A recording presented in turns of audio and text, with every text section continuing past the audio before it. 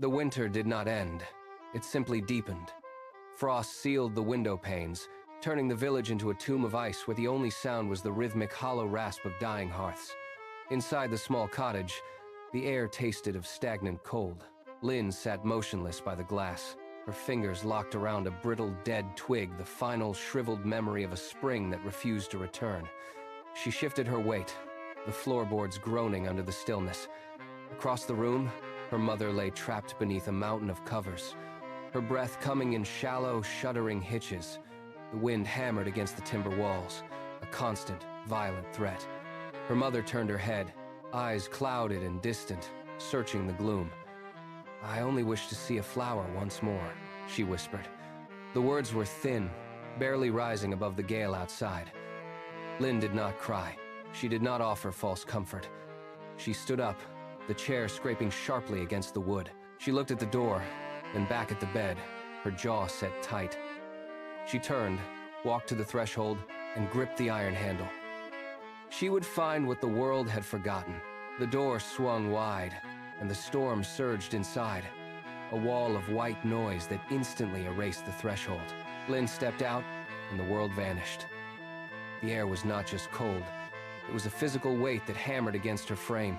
She pushed forward, but the wind caught her, shoving her back toward the structure. She lowered her head and drove her shoulder into the gale. Beneath her feet, the snow was not a path, but a trap. It surged to her waist, thick and heavy, pulling at her legs with every attempt to lift them.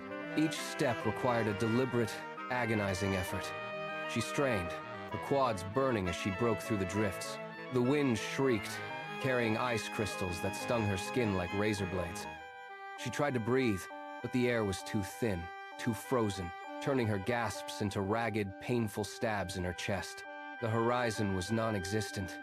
There was only the blinding, swirling gray and the crushing resistance of the earth. She stumbled, her foot catching on a hidden obstruction, and she went down, palms slamming into the frozen crust. She did not stop.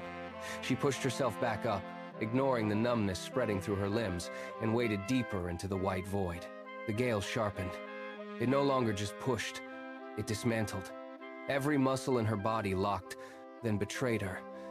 Her legs, once driven by iron will, turned to dead weight.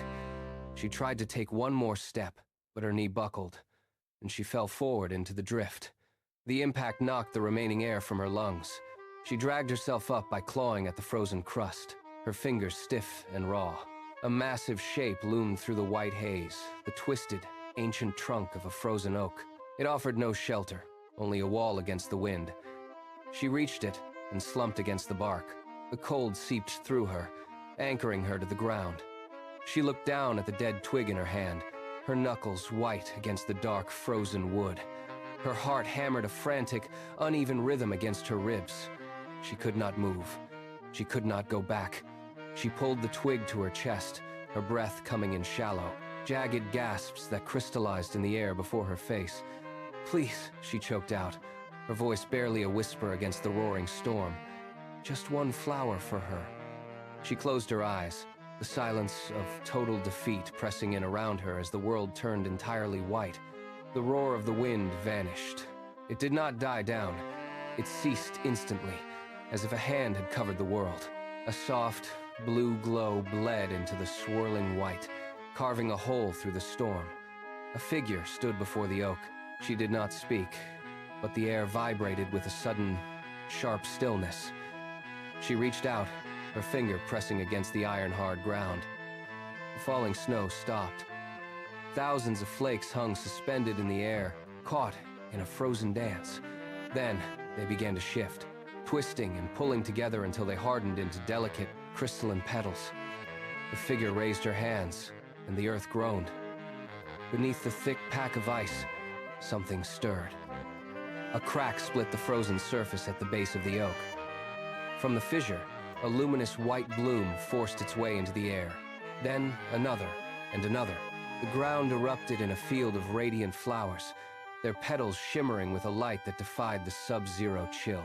The light pulsed, casting long, dancing shadows against the ancient bark. The dead winter silence shattered, replaced by the soft, rhythmic hum of light. Lin watched as the white blossoms carpeted the frozen landscape, turning the sight of her exhaustion into a garden of impossible warmth. Lin stood, her limbs steady for the first time in hours. She knelt and gathered a bundle of the radiant flowers, their cool petals vibrant against her palms. She turned away from the oak and began the trek back, the path now illuminated by the soft glow emanating from her hands. She reached the village edge, the silence no longer heavy with dread. She burst through the heavy cottage door, her skin stinging from the rapid temperature change. She walked to the bedside and laid the bundle of flowers on the worn covers. Her mother blinked, then drew a sharp, sudden breath. A smile broke across her face as she reached out to touch the shimmering petals. Outside, the village door creaked open. One by one, the others stepped into the clearing, their eyes widening at the sight of the landscape transformed.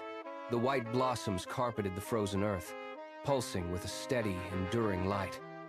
The snow fell, but it no longer signaled the end.